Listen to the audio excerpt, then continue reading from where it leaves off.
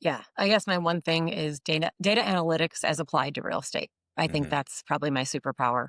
Um, and if you had asked me yesterday, I probably wouldn't have had the same answer. But I just started. I was just yeah. I was talking to a client this morning, and like the way it manifests itself right now is we were talking about a certain neighborhood, and like, why do I love this neighborhood so much for value? Yeah, I mean, Hmm. it's either $1 million, $1 million+ houses. It's not that it's super affordable, but I like to think of the neighborhoods as all these different markets and almost neighborhood arbitrage. So, Hmm. where can I get a large 1980s home on a big piece of land in Austin, Hmm. Long Canyon, Las Lomas? There's like three pockets, what was being developed then, and like what feels a little too cheap versus the other neighborhoods. And that's fascinating to me. But what that comes from is my first career was finance.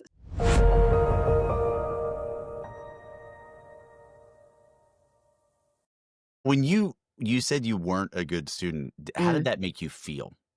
Oh, always panicked, like always Really? like flushed and like unprepared. Yeah, I hate that feeling.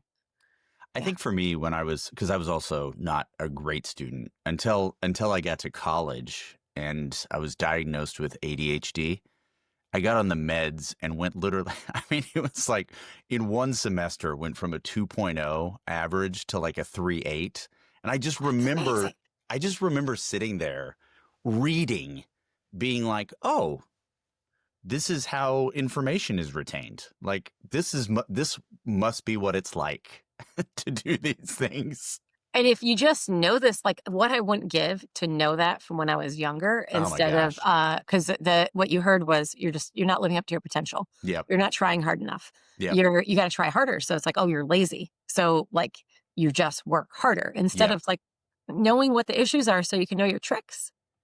Well, and that's the thing though. So you were in a position wherein this was creating frustration for you. This was creating probably some self-doubt. This was undiagnosed because we don't have the vocabulary for it. Probably a lot of imposter syndrome. Like, why Yeah. am I here? What am I allowed to do? How have you found that that has actually become a benefit for you as you've moved on? Because now you're running a very successful business, and I imagine you built up some calluses there from that work ethic that have translated into some things that have been positive for you. Oh yeah, that's a really good point. Like the work ethic came out of just like working harder because Sure. you don't want that feeling of shame and that flushed feeling when you're not prepared. But also, once you know what the issues are, it lets you lean into the stuff that you're good at and not worry about the stuff that you're bad at. Because, like, if you have like a structural deficiency in the way you process information, which I Yeah. do, don't do that. Like, yeah, I would get that weird flushed feeling that you had as a kid when you weren't prepared for something and like kind of panicked and can't think straight. Anytime I had to read a contract in the car, so Right. I had a new rule: no reading a contract in the car. Sure. I got to go home, I print mean, it out, highlight it, yeah. and then it was like, oh, this is great. This is why. Yeah, Well, is it so now that you've been in this business for a little while and you've start to understand, I think that's a really good point of really evaluating the things that not only are important to you, but the things that you know aren't additive, right? hmm Even if it's the thing that I like about what you're pointing out here is it's not like you're not reading the contract. It's no, just that you're not doing it in the car. and So, you're lowering your stress level because if you're right. doing it in the car on your phone, you don't have the tools to make sure that you got every field, you understood every field. And also, now my team double checks the contracts for me, right? Because I know that that gives me a lot of anxiety. So have somebody else check it who doesn't have a reading issue. Are you when you're going through this, what are some other things that you've noticed now that you do have a team, now that you are managing people? How do you think that experience of you as a student has helped you in terms of how you manage people? Yeah. It's easier to spot people's like I have team members that'll make the same kind that are wired like me and they'll Yeah. make the same kind of mistake I do. Yeah. And there's other people that won't ever make that kind of mistake, but they can get bogged down with perfection. Yeah. Right? Everybody has their superpowers and by seeing what those superpowers or what those trouble spots are, you can set them up for success. And you don't have there's some things about us we're just never going to change Sure. because they're fundamental to who we are. So we're better served working around them and Yeah. setting ourselves up for success by working around them. And have you figured out, because I think one of the challenges too, as you develop and you become, work begets work, right? Hmm. The more, the better you do, the more work there is. And Yeah. the big challenge there is, how do I think an oversimplification of that is prioritization, right? Yeah. But what you were talking about, which I think is that next level, which is really, really important, is not only prior to prioritization, but what are the things that not only maybe bring me joy, but also like I know that I provide an immense amount of value with those things. So how have you been able to assess those? And because letting go of things can sometimes be really hard, especially when you're starting out and then now you find yourself managing other people. I do every once in a while, I think maybe it's an age thing. Like, I don't know if I would have had the ability to let stuff go as much and reassign some work in my late 30s. Mm. But as you know more about who you are, I told you I got diagnosed with this reading issue, I think it was like 45. Right. And as you know more about who you are structurally with things like this, it's easier to let things go and focus on the things that you can do that nobody else can do. So my team is better served by giving me heads down time to go sit behind a computer for 3 hours and build an Excel model. Hmm. That's a better use of my time for them. Right. And Right. so they can take a lot of other things off my plate to give me the space to do that. So but I also feel like you just learn more about yourself as you age. Yeah. Well, I think that's fair. Sure. Yeah. I mean, well, let's be I honest. don't know. I would have never known to do this when I was in my 30s. No way. Well, but also not everybody does that. I think we Yeah. need to be clear about that. There are Yeah. definitely, I think you and I certainly have people of us, we're of a similar vintage. And, there's certainly people within our peer group that you're like, hey, you might still be in high school. It's definitely a problem. Well, so what are those things? If you had to say, and you've mentioned your model building and living in Excel a little bit. If you had to say, what is that one thing? What is that one thing that you really, really excel at? And can you expand on that a little bit and let us know, how that became not only a part of your process, but how you came to the conclusion that this was your one thing? Yeah, I guess my one thing is data analytics as applied to real estate. I think Hmm. that's probably my superpower. Um, and if you had asked me yesterday, I probably wouldn't have had the same answer. But I Sure. just Well, we're started. I here was just today. yeah, I was talking to a client this morning, and like the way it manifests itself right now is we were talking about a certain neighborhood, and like, why do I love this neighborhood so much for value? Yeah, I mean, Mm, it's either $1 million, $1 million+ houses. It's not that it's super affordable, but I like to think of the neighborhoods as all these different markets and almost neighborhood arbitrage. So, hmm. where can I get a large 1980s home on a big piece of land in Austin, Hmm. Long Canyon, Las Lomas? There's like 3 pockets, what was being developed then, and like what feels a little too cheap versus the other neighborhoods. And that's fascinating to me. But what that comes from is my first career was finance. So I Hmm. was a securities trader. I started as an options market maker, which is essentially arbitrage, right? It's arbitraging derivatives against the underlying securities. And then my life developed a little bit in a different direction, and we were probably on the forefront of high frequency trading before it had a name. And that Right. was a statistical arbitrage Sure. at that point. So I do think real estate is a little bit of a slower moving arbitrage market. And so for me, that's a lot of fun to apply those data analytic templates I had from trading to real estate. And prior to that, you came at this from a finance perspective, but Uh-huh. can you remember the genesis of this for yourself, where you thought, like, okay, wow, this is something that, for lack of a better expression, it turns me on. It gets my brain going. I feel this is something I'm excited to do. You know what? It was when I could articulate something to somebody and they hadn't thought about it that way. Cause to Mm, me, it was second nature. yeah. Um, uh, uh, I've been thinking about, I made my first stock chart when I was 10 years old, Sweet. because my dad was in finance. So, um, for me, it was so second nature. So the fun of it was actually teaching other people about it. And that's when I was like, oh, this is really cool. Nobody sees it this way and it's so simple for me.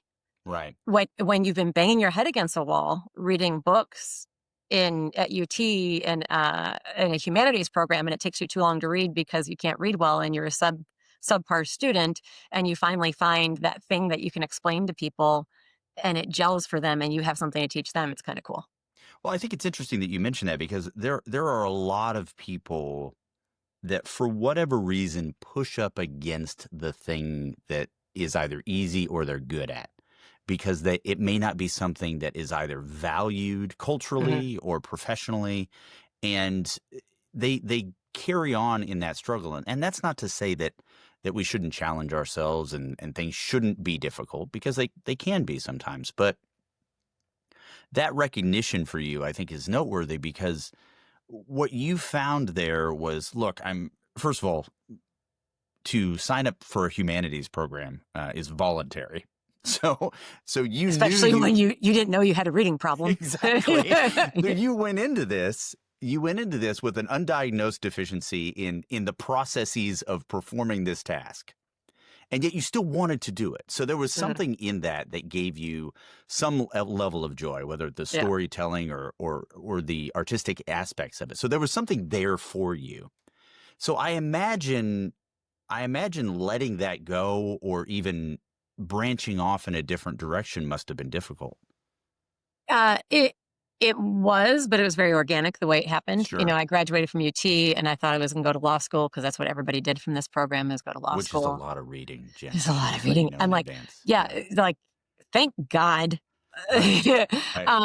But I was also really, really good at math, Yep. and really going into. I just really, it's just like I think like a lot of women. I was in a math and science program when I was younger, and Hmm. really should have gone into math and science and finance going into college.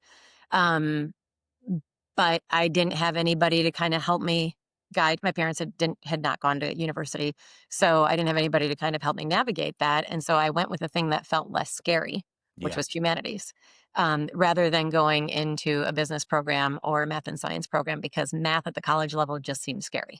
Sure. Sure. But, algebra that you need really what you need to be a trader on the floors was like really quick arithmetic. And Right. that I had, no problem with. Most of it's margins. You're just Yeah, yes, exactly. percentages. Right. Exactly. I should tell you that I also very much got a humanities-esque degree at the University of Texas, and Oh, really? shortly after that ended up working at the International Petroleum Exchange in London. And What that what that humanities program? I was in the theater area over Okay. there. And moving over to the International Petroleum Exchange, which is literally So these different. guys, it could have been Snickers bars. It doesn't matter what they're trading because it's all I'm trading deck Jan, right? Mhm. It's all futures. They don't Yep. literally do not care what the product is. And I think that's it's interesting to talk to somebody from that field because what you're doing is you're taking something that in my experience with real estate is an incredibly empirical, straightforward, frankly, should be one of the easiest decisions you make. But because it's where you might live, because of where your family may be raised, there are so many emotional things that go into that. And I'm just curious, as someone that understands the numbers of things, how do you reconcile that with clients? How do you talk them through? How do you coach them through that? Yes, these are good values, these are good deals because it's hard to filter through that emotional aspect of it as well. It's really God, my brain's going in a million different directions with that.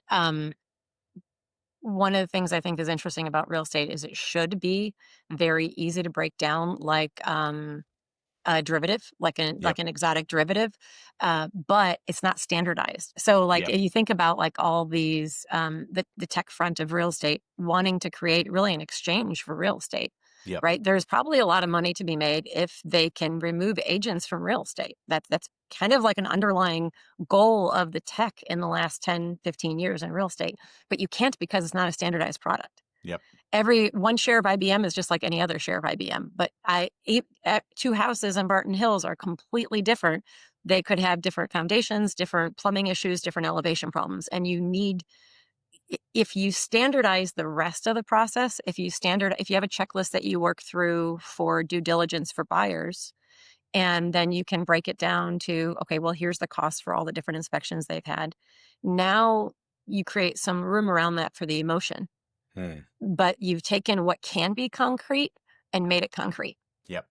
And then I don't know, I think it takes like the volatile emotions a little bit out of it because it does make it a little bit more analytical.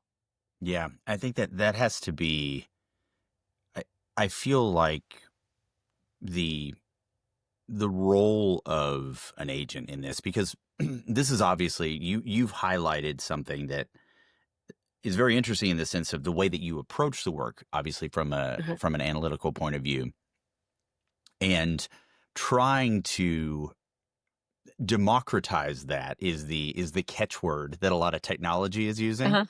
But democratization requires standardization, and I think that there's some challenges in that, that you've pointed out. So I'm curious, when you are looking at this from an analytical point of view, a part of a role of a realtor in this situation is also a teacher, a coach, a guide to these people that, I can't even imagine how many deals you may have done, but the average person does what, two, maybe two or three in their lifetime, and you've done Oh, the so. consumer. Yeah, Yeah, the the consumer consumer. does So it once every this 7 is very years. new to them, Yeah. where this is old hat for you. So how do you reconcile that, that coaching aspect of walking a client through things from your filtering it through your perspective and your point of view on the numbers?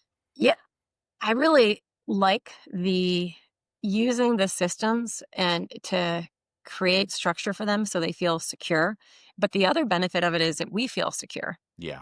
right? So we're not, and it's a little bit like, when I was growing up and a little kid fell, everybody jumped and the baby went, "Oh, shit, something's wrong." Right. Yeah. Nobody does that anymore because we Yeah. know that's not good for them. Eh, So when our clients see us being anxious, they get anxious because they're Sure. like, well, there must be something to be afraid of. But if you take what you can standardize and you have a list for your due diligence and it becomes very rote from that perspective, the mechanics of it, then you free yourself up to like feel the nuance of what might be bothering them. Like, are they really bothered about this roof? Or is there something else worrying them? Do they have an overall concern about this neighborhood Mm. and the value there and the value at the home? And it just, because you're not in your feelings, it leaves you available for their feelings. And you can be, because it's a little bit therapy, a little bit coach, you know? Um, and I think that's kind of fun to work with the analytical stuff. Cause if you can break it down analytically and you standardize the process for them, then they're not feeling surprised. And we're not feeling surprised. And maybe taking that same approach, but now your audience is your team. Mhm. How from a leading perspective do you kind of bring them on, and have you worked with, forgive me for not knowing the full composition of your team, That's but okay. do you have some people that maybe are, I'm assuming, maybe a little bit more junior than senior and senior than junior? Or how do you coach up your team from this perspective? We have a really different structure than most people think of with real estate teams. So most people think of real estate teams as I have overflow business, I hand it to junior agents. Sure. I that so that feeling of a mistake or a problem happening and being flushed and like not being able to think straight from high school, that comes back if somebody else makes an error around me. So Right. the way I've actually managed my team is really different. I stay involved in every transaction from a communication perspective and a negotiation perspective. So we've used operational tricks, like everybody works out of my inbox. We all use one main phone line so I can see all the texts happening. I can see the communication. So it allows me to distill my role to a very precise leadership role in every transaction. So I never feel like I'm going to be surprised by anything that's happening. Mm. And the women that work with me have all been licensed almost as long as I have, and many have more experience in operations and real estate than I do. So I think it's actually a team of peers. And if something happens where I can't be reached because I don't know, I'm with my family in the Boundary Waters where I was earlier this summer, I I know everybody's okay. Mm. There's nobody junior managing anything. So with that, how do you, what are, It's I think everyone, regardless of their industry or Mm, regardless, we try to mitigate surprises as much as possible. I'm curious, as a person that values the data, mhm. what are some of the things that have really surprised you in the last few years? Uh, I'm surprised. I was really surprised. I mean, obviously, the pandemic caught me out of nowhere. If you had told me the third Well, week of fair March, enough. If it hadn't, Jen, but you and I would be on a different podcast. um, but like but really what caught me off guard was the 30% downturn in the financial markets. And I'm like, I haven't, even in '08, I was trading in '08. Yeah. And when I was trading in '08 and like Goldman Sachs went below, I think right below $90, I feel like it was either right below 100 or $90. And a cousin of mine is in finance and he said the same thing. We called each other and I was like, I don't know what's going on. And Yeah. he said it's like flying a plane without the controls. And we were deer in the headlights in '08 and that's been my whole life since I was 10 was the financial markets. And I'd never seen anything like that. So third week of March 2020 was so dramatic. The sell-off was so dramatic. I think it was down 30% that week that I had never seen anything like it in my lifetime. And for me, even though I was in real estate Mm, in the third week of March 2020, I looked to the financial markets as my bellwether, of should I be scared or not? And it was terrifying to see that. And so just that obviously took everybody off guard. I know it's obvious, but just the financial markets taking that kind of hit was just destabilizing a little bit, from a worldview. And then I was surprised, and this is again befuddling to me. We knew interest rates were going to go up. yeah. And again, I felt surprised by that. I'm like, huh, it's interesting because I know what that means. I know what's going to happen to the 10-year. I understand what inflation is going to do. But yeah, I felt ridiculously taken off guard by that. And then I was surprised at how slow last year was. Mm, And then how different this year felt from an activity perspective when really the data didn't indicate that it was any different. Like the inventory is actually worse this year. The market in Austin is technically worse from mm. a buyer's options perspective, but the pricing remains stable. And so I think that's just kind of interesting because I wonder if it points to some underlying demand that we're not aware or strength that we're not really seeing right now because the overall picture is so, bad. How do you how do you coach clients that are considering buying, considering selling on the wonderful world of interest rates? Because Yeah. there's always that game of, oh gosh, well, it was so much lower then. Why do we not wait? Well, when I bought my first house, I was 28, and I think my interest rate was like 8.5%. Sure, right. And I uh, refinanced, I thought something like 6 times in the next 5 years, something like that, which might make my husband crazy because he had to do all the paperwork. But interest rates change.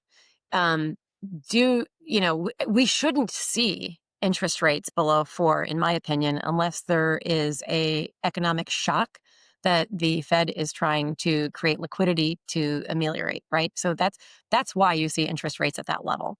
That is not normal, and nobody should ever expect them to be under 4%. Um, and right now, with the inflationary data that we're seeing, they really shouldn't be under at that level, even in the fours, right? Right. Because otherwise we're gonna have other problems, and people don't realize that. Um, I also don't think anybody should be buying a house for the short term, which is probably, if I start getting an inkling that somebody is saying like, "Oh yeah, we're gonna buy a house, but we're only gonna be here for 3 years," I'm like, pump the brakes. You don't know. Think about the people that bought in 2022. You don't know what the market's going to look like in 2024. And if you think what I like to tell people is, um, I would like for you to own your house for 5 to 7 years. But more importantly, I want you to be in control of the market that you choose to sell into. And by that, I mean, if you aren't going to be able to be in your home for 5 to 7 years at least, can you rent it? Can you select the market that you have to sell into? Mm, Don't ever be put in a corner where you have to make that decision. And that might mean you might take a loss on cash flow because, like people that bought in 2022 and are trying to sell now, they might be taking a loss on cash flow, but they have to decide if it's better to take that monthly loss on cash flow or lock in a permanent loss by selling the asset lower now. yeah. Yeah. So, No, that all makes a lot of sense. So what I'm hearing here is where you really like to spend your joy is looking at the certainly the analytical side of things, understanding how the market is going. You you live in a market in Austin, Texas that has been and has seen some tremendous growth in the time that you've been there. We're starting to see some changes in that, maybe even be it not necessarily trajectory, if not certainly velocity, right? Yeah. So if you were to say, and we're going to hold you to this is going to be legally binding. How do you advise, maybe writ large on a more general scale, not necessarily individual neighborhoods like you were talking about with those specific clients, but where do you see this market going and what gets you excited? What makes you a little bit worried? Um, I so if you look back at the at Austin data, and I did this because I thought it was interesting for people to see a really large amount of time. And I think Yeah. between 2000 and 2015, the average appreciation in Austin is 7.8. What is interesting about that is 2008 is in the middle of that. Hmm. And it took us 4 years to recover from 2008. It wasn't until 2011, 2012 that the market really felt like it was taking off again. Even still, I think the average appreciation for that time frame was somewhere between 7 and 8, which is crazy. That's Yeah. still really high. And now if you're talking about a levered asset, it's even a better return. And I think a lot of times people talk about real estate in terms of appreciation as though it's a cash asset, and it is for some people, but the really long-term benefits for me, I think, are people when they're younger acquiring a portfolio and using that leverage to amplify, we hope, the upside, right? Now leverage can work against you. Um, and I was going to tie this back into your question and I forgot how I wanted to do that. But anyway, uh, so going forward, even if somebody is thinking 2 or 3% appreciation, that's kind of what I bank on for my model. So I have a Sure. spreadsheet where I plug in a real estate portfolio for ourselves for a retirement what if scenario planning. Well, use worst case scenario, Yeah. right? Well, what's worst case scenario for appreciation? Maybe the Fed target rate of inflation, which is something like 2.4%, something like that. So I always use 3%. At one point in the early 2000s, I had pulled a bunch of data for like the Austin average. I like the St. Louis Fed charts. And I had pulled some data from there and looked at what the average appreciation was for a really long period of time for Austin for 30 years, I think. And it was 3%. And I was like, okay, that kind of tracks. And it might be a good worst case scenario for a really long time.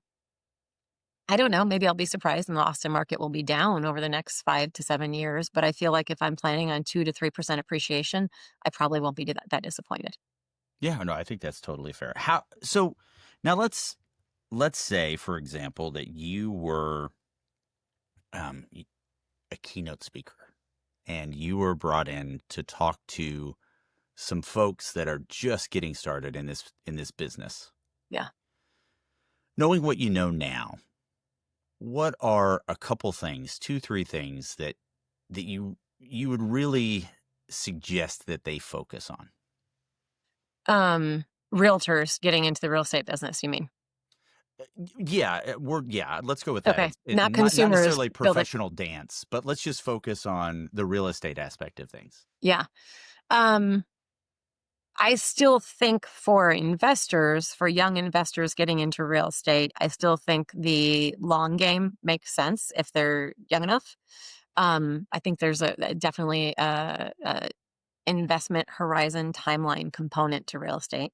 And so it's really different, I think, for people in their 50s and really different people in their 20s and 30s. You can take on a little bit more risk when you're younger because time cures any errors, ideally, as long as you can always make your payment. For realtors getting into real estate, I don't think the real estate industry is going to look the same in 15 years. Yeah. Would I want? I have my siblings that are much younger than me. Would I want any of them to get into real estate? No, I don't think anybody under 30. I would want that for them because I think it's going to be, there's too, but I guess it's almost everything, right? There's too many disruptive technologies out there that are really going to pull the edge, if you will, out of real estate. And what's the edge in real estate? It's what agents make. That's the edge. That's the inefficiency all the technology has been trying to capture for so long. There's probably something out there that's going to help with the lack of standardization that I see between with the product, right? So if you can figure out how to standardize the product, then that's much easier conversation to have. And I think that's going to dramatically change real estate if that happens. And I'm sure there's a blind spot. There's some technology out there that I haven't seen yet that is going to do that. With all this, w- we talk a little bit about the differentiation of certainly technology, and as we alluded to earlier in the beginning of this conversation, how technology is very much trying to Uh-huh. replace the agent. I think we've all been in the experience where you're talking to a client, maybe you're going to start to work with this client, and then maybe you get a call from them and say, hey, you know what, my sister's cousin's next door neighbor just got her license, so we're gonna go with her because they're family friends. I think because of the nature of, people don't buy many houses, right? They buy one or Right. two, so they don't have a lot of experience with it. I like to ask this question because I think it's really of value. Most people don't know, and it's not their fault. They just don't Mhm. know what they don't know. What differentiates a high quality real estate agent experience versus one that is just run of the mill average?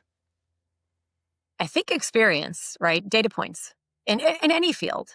Do you want to be the first person somebody operates on when they do a knee replacement? No, you don't, because there's going to be some things that are just, normal run of the mill things that might stress them out. And it's going to take their energies away from something that might be really problematic. So when you have a lot of experience in any field, you know how to handle more situations and you have fewer surprises. When we were talking about, real estate and standardizing the product, that's actually one of the things I thought of is people think that real estate on the buy side is finding a house, and real Yep. estate on the sell side is putting a sign in the yard and putting it on the MLS. On the buy side, in this day and age, you don't need me to help you find a house. There's a lot of data on the market. Sure, about 1 out of 10 to 15 times we find something off market for somebody. It's fun when it happens, but that's not really a realtor's value anymore. Our value is in the due diligence. It's so different from neighborhood to neighborhood. I feel so strongly about that when we were looking for land outside of Austin during the pandemic, because everybody was, I found a local realtor there because I don't know what I should be looking for in Lakey. Yeah. Like, somebody needs to tell me that. Um, and that's how strongly I feel about it. And the agent that I got there was like, "Oh, I don't understand. You're licensed. Why are you using me?" I'm like, "Because I have no idea what I'm looking at. I don't know how much well costs out there. I don't know if I can put septic on the property. You need to tell me that." And that's really where our value add is. And it's because, but that is not a compelling story from a tech perspective. So that's not what the consumer is hearing. Hmm. The consumer is hearing, this is standardized, this should be easy, this is really, you don't need a realtor. That's what the consumer is hearing, because that the money is behind that voice. Yep. Yep. And so for people that want to use their cousin that just got licensed, my question is like, that's great. How many data points do they have under their belt? Do they understand when something goes wrong, what to do or what to look out for, what to anticipate is going to be a problem? Do they know to have the conversation with you when you have a house in Barton Hills that, by the way, have you looked at your cast iron plumbing lately? No. Okay. Don't be surprised when a buyer asks us about this. This is coming up more and more. Let's just be relaxed about it. We've got 3 different plumbers we can get bids for, it'll be fine. But if it's a newer agent, they're just not gonna have those resources, they're not gonna have the experience to set expectations for their client to bring the temperature down and keep everybody calm. Great. Hey, Jen, I think you did a really good job. Oh, what time is it? I can't see without my reader, so I have no idea No, what time it is. don't worry about the time. Jen, just out of curiosity, what's bringing you joy right now? Like, when you're not doing this business, what's really Tennis. fun for you? Tennis. Yeah, playing a lot of tennis. I was so focused on work for the last 15 years that I really didn't do any athletic stuff. I used to train for Ironmans. Hold on. And Hold on. We need to back up a little bit. I didn't do a lot of athletic stuff. yeah, I used to train for Ironmans. That yeah. that that those things do not, those are I haven't done that in incongruent like 15 thoughts. years. Yeah, I did 3 Ironmans, but my last one was 2008. Oh, well, I forgot. Yeah, Okay, yeah. Well, I guess you're just pretty lazy then. and in between then and now, all I did is work. My God, Yeah, 3 Ironmans. yeah. What was your least favorite event? Running, running. I have this philosophy, and I apply it to work. Focus on your worst sport, So like every year I think about what are we weakest at in our and with our team. And so what I used to do with Ironman is see which sport I rank the lowest in my age group. And that would be my focus for extra workouts for the next season. Sure. And so, but doing that same thing in with real estate, with like, okay, where do we really have a gap? And instead of running from it, which is the exact opposite of what I said about lean into your strengths, but look at the things where you're weak that you can work on, right? Is there training or something like that that can make you less stressed out about that weakness? Yeah. Have you found yourself in the middle of the tennis pickleball gang wars? And which you have. Okay. There was an incident at Little Zilker Park Hold where on. There was a legitimate incident? where my brother said we should probably go. Oh my gosh. Okay. Because he could see me losing my temper. Yeah, yeah, yeah.